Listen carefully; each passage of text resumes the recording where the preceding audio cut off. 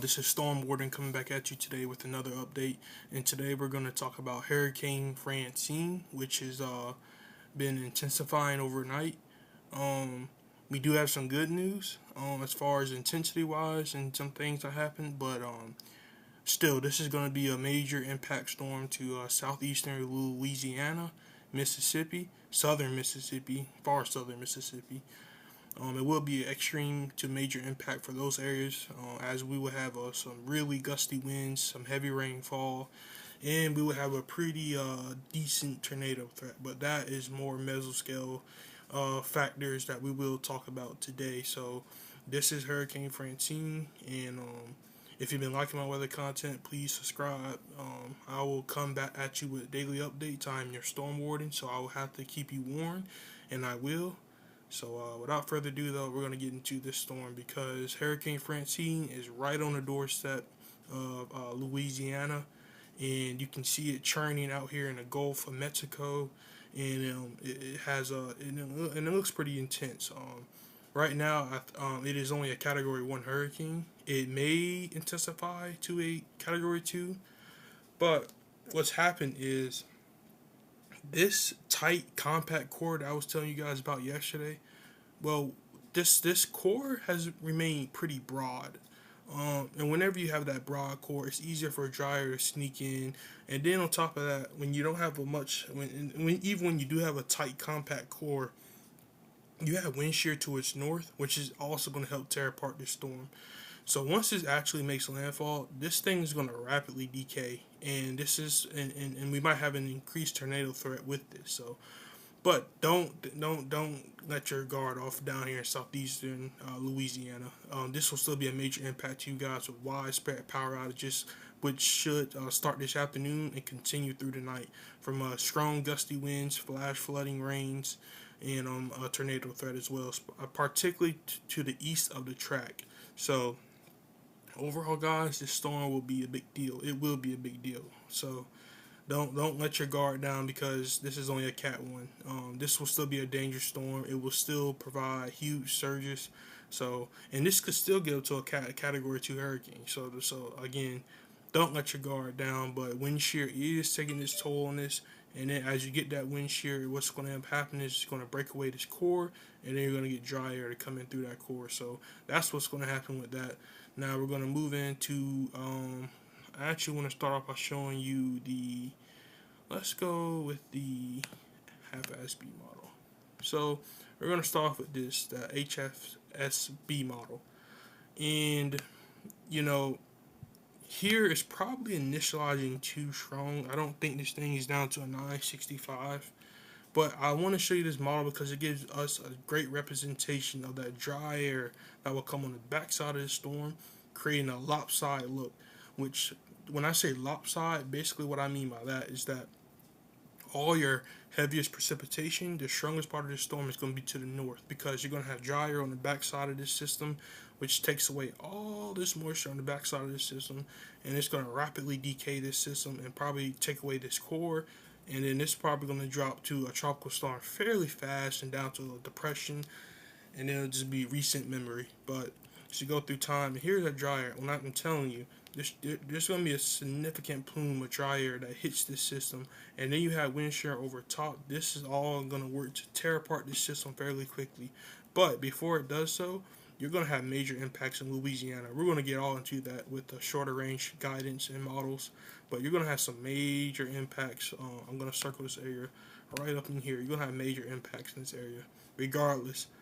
This will rapidly decay, but you're still going to have major impacts in this area. Widespread power outages and flash flooding rains, and a nasty tornado threat. If mesoscale details can really get fine tuned, we could be looking at a nasty tornado threat as well. So I'm gonna erase that off your screen, and we're gonna continue to go through time. And look, that dry air plume is very significant. But what that dry air plume is going to help to do is increase that tornado threat. But it's not just this. You need instability. You need a little bit of instability so that you can have storms tap into some fuel. If you don't have any instability, your tornado threat won't be nearly as significant as it could be with this very significant dry air plume. But you can see it comes on shore maybe as a Cat 2 hurricane, but it weakens fairly fast before that tornado threat increases, and that heavy rain threat also will be a big deal. So overall, guys, this is like a pretty high impact event for you guys. I know you guys have experienced hurricanes before. I know you were prepared. So don't take this storm lightly because you only see Category 1. This system will still be a system to be careful in and to be very cautious. Now I'm going to show you the HRRR model to give you a good idea of what we're looking at off the HRRR model. And we're going in time. HRRR model brings us in Cat 1 low end, Cat 2, and that brings it in right around, I want to say, when does this make landfall? Let's see. It makes land. It wants it, the HRRR model wants this to make landfall right at 8 o'clock tonight. So right around 8 o'clock tonight, this thing should make landfall as a strong Cat 1, low end Cat 2 hurricane, and it should run right through New Orleans, Slidell, and right up through Hattiesburg, Mississippi. And through these areas, number one, you're going to have heavy rainfall, flash flooding. You're going to have strong gusty winds into the east of this track, and I'll draw this on your screen just so you know. East of this track, east of this low pressure, this is where your tornado threat will reside. So particularly from far eastern Louisiana to West Gulfport, Hattiesburg, and to the points east towards southwestern Alabama, that's where your tornado threat is going to be the highest with this system, because your tornado threat with tropical systems is always to the east of the tracks, always to the east of the track, where that and this is where that dry air plume is going to dig in from the west to this from the southwest, and then it's going to come in like that. And if you can get some instability over top that dry air plume, we're looking at a pretty fairly decent tornado threat as we go through our day today to through tonight and then through tomorrow as well. So because you do have 2 days of tornado threat. So erase that off your screen. Now we're gonna keep going through this model run. Scoosh back up a little bit, and that's HRRR run for this system.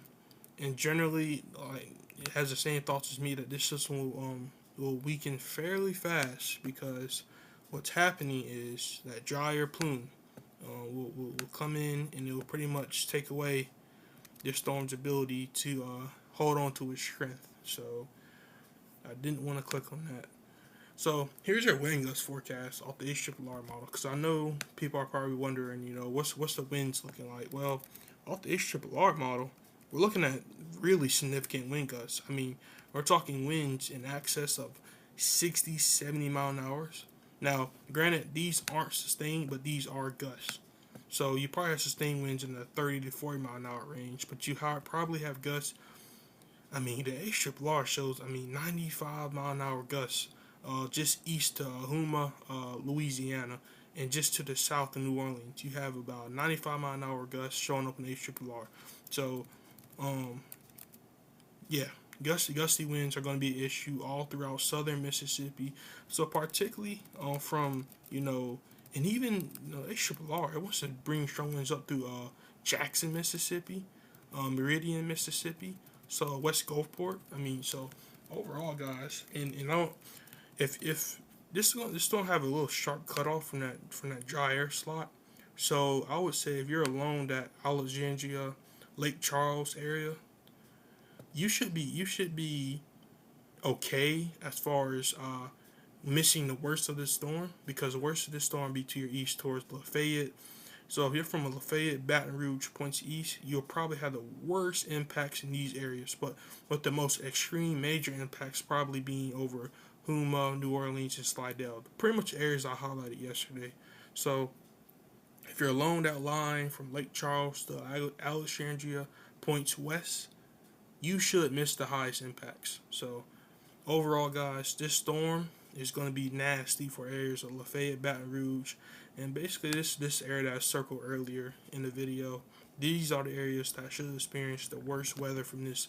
But you could see strong wind gusts as far north as Jackson to Meridian, Mississippi. So don't let your guard off in Mississippi either, particularly southern Mississippi, where you could really get some stronger wind gusts in that area, and also stronger winds. So this storm looks fairly significant. You get wind gusts of this magnitude mixed with rain. Number one, you're gonna have trees crashing down, but you're gonna have widespread power outages. That's almost a guarantee at this point in the game. So you want to have all your necessary needs for power outages that could last a couple of days. Because it looks like we could be having this stronger winds take down a lot of trees. This is going to cause a lot of power outages. I'm almost certain that this will. You get gusts in the 60-mile-an-hour range with heavy rainfall blowing. You know what that equals. Recipe for disaster right there. So that's off the HRRR. Now here we're looking at NAM 3KM model. Now this model, generally shows the exact same thing. Shows that Cat 1, Cat 2 hurricane making landfall. Generally, most models are showing right around 7, 8 p.m. I'll go at the quicker timing. I'll say 7 p.m. this makes landfall, but I could be an hour short. It could be 8 p.m. But overall, 7, 8 p.m. is a general time frame that these short range models have this making landfall as a strong Cat 1, Cat 2 hurricane, low end Cat 2 hurricane. And this brings widespread damaging impacts to Baton Rouge, New Orleans, Houma, Slidell, West Gulfport, Hattiesburg, up through southern Mississippi. So this system, there's going to be a pretty wide swath of potentially damaging winds and rain. So, that will be so if you're up near Jackson, Meridian, just because you're so far north doesn't mean you won't see impacts. This system will still impact you pretty highly. So you want to have your necessary needs up in that area as well. And this looks to bring and again, I'm going to get into it, but you can see these structures on this run where it kind of looks like the little curves. These are that tornadic threat that we're looking at, and I'll get into that here in a little bit. This is going to be a longer video, guys, so please bear with me.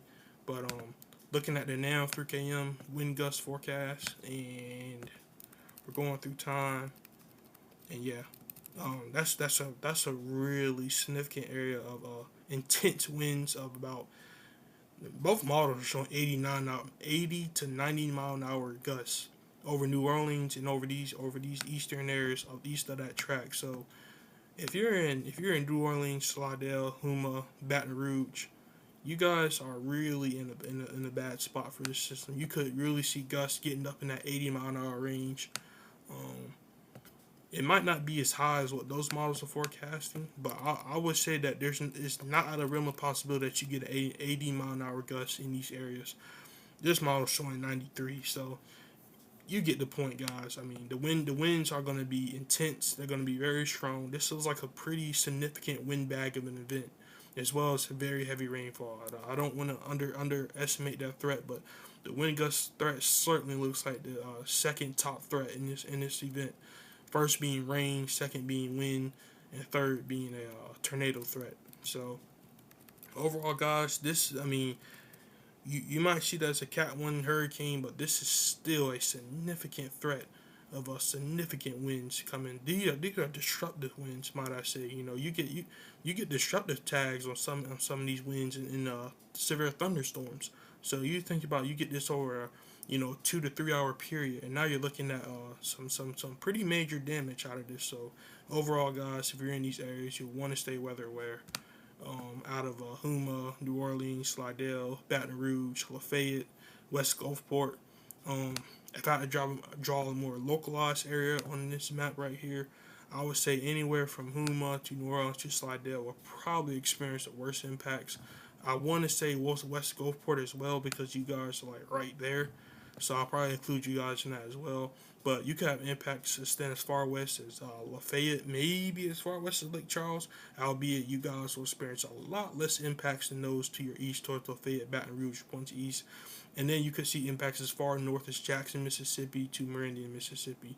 So guys, this will be a pretty widespread event. Granted, this storm will decay pretty fast. So up near Jackson, Meridian, you will probably get stronger wind gusts, but the rainfall there'll probably be a short cutoff in rainfall totals, because that dry air plume it's going to come through the southwest and kill a lot of that precipitation. So in those areas, I don't expect a ton of rainfall, but you could still experience some significant wind gusts, um, as well as this track or as this low pressure starts to move east like that, and generally you'll be experiencing a pretty major wind bag up in these areas as well. So overall, guys, this is still a significant event, regardless of the intensity at landfall. Now, I want to show you the HRWFB3 model. This is just another shorter range model, shorter range guidance, and it also again brings the system in right around 7-8 tonight. So models are generally in agreement that this thing makes landfall right around that time frame. And as far as wind gusts on this model, um, again, these are significant gusts. Granted, this model is a little bit more conservative with the wind gusts, and this is probably much more realistic than some of the other models. But HRRR NAM3K model generally do a good job with these tropical systems. So I'm not at least in the short term. So this is looking like a significant wind bag of an event though. Particularly in southeastern Louisiana, going towards that west Gulfport of Mississippi, you guys will experience a pretty significant wind bag, with this wind bag extending maybe as far north as Jackson to Meridian, Mississippi. So if I had to draw a line, I would say if you're anything south of here, you'll probably experience a significant wind bag with a more localized area of even higher wind damage, particularly from West Gulfport to Slidell to Houma, Louisiana. These areas probably experiencing the worst of the winds and the rain from this event. So overall, guys, again, I know I keep saying it, but this is going to be a significant event. Here's our excessive rainfall outlook, and you have a day one excessive moderate risk of heavy rainfall and flash flooding. So this is pretty significant. There will be flash flooding. There will be flash flood warnings. I can almost guarantee you that. And the Weather Prediction Center is actually extending this pretty far north into Mississippi, right along that line I just drew from Jackson to Meridian, Mississippi. Generally following the track of that center of that storm. So, granted, I don't know how far north the rainfall totals will actually get, because you'll have so much dry air, and this will be a pretty lopsided with most of the impacts happening to the north of this system. So it will be interesting to see how much that dry air kills the rainfall totals. But that again we'll watch, and you can kind of see it on the WPC Weather Prediction Center's rainfall totals. You can see where the track is. Just follow the rainfall totals. It goes just like this. I didn't draw that straight, but you get the gist. Follow the rainfall totals. This is where our track is, right up through Baton Rouge, just a little bit west of Houma, Louisiana. But generally, this is where the track of the storm is going. And you can see where that track goes. That's where your heavier rainfall is. But look at this sharp cutoff back near Lake Charles, Alexandria. These areas probably won't experience much in the way of impacts. You probably have some gusty winds, some rain, but you won't have nearly as strong impacts as those to your east towards Baton Rouge, Houma, New Orleans, and Slidell. So there's generally going to be a sharp cutoff. This points out that dry air that's coming on the back west side of this system.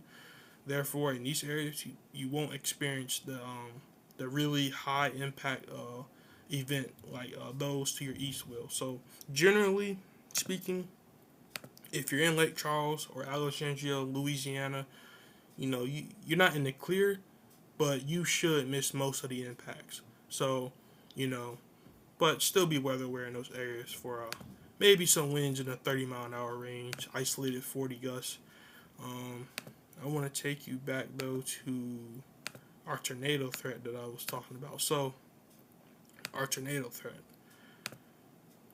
So, I've been telling you about that dry air plume. Now, on top of that dry air plume, you want some instability so that you can allow these storms to grow and create some organization.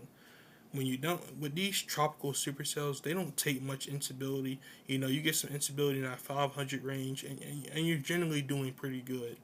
But you generally want some instability so you can get some organization, allow storms to develop, and to create themselves.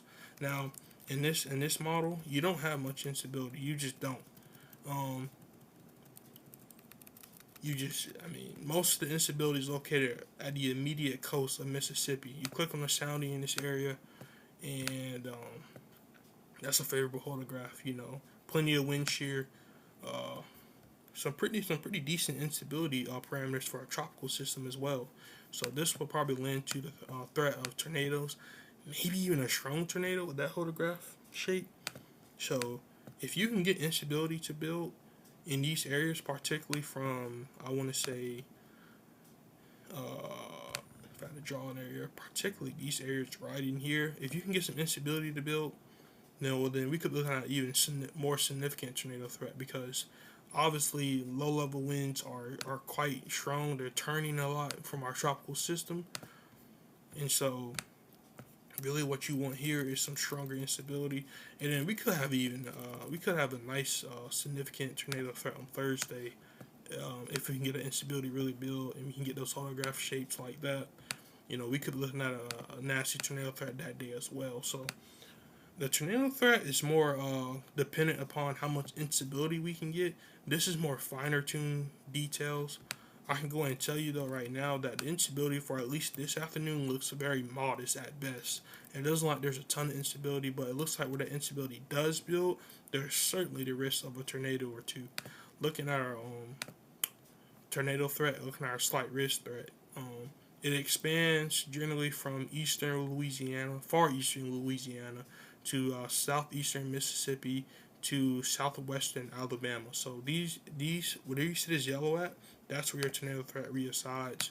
You have a 5% tornado risk in these areas, with the 2% extending as far north as the Mississippi Alabama state line, up near central areas almost, but not quite getting there. But in that 5% risk, that's where your best tornado threat is going to reside.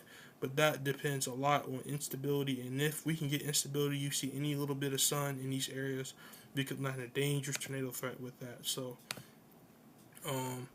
that's the tornado threat. I mean, I can't really go much into detail with that because it's really just dependent upon how much instability you get.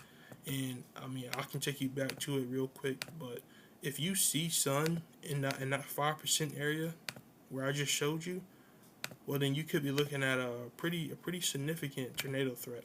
But it's all dependent upon if you can get instability to build, because your low level winds aren't your low level winds aren't the problem. It's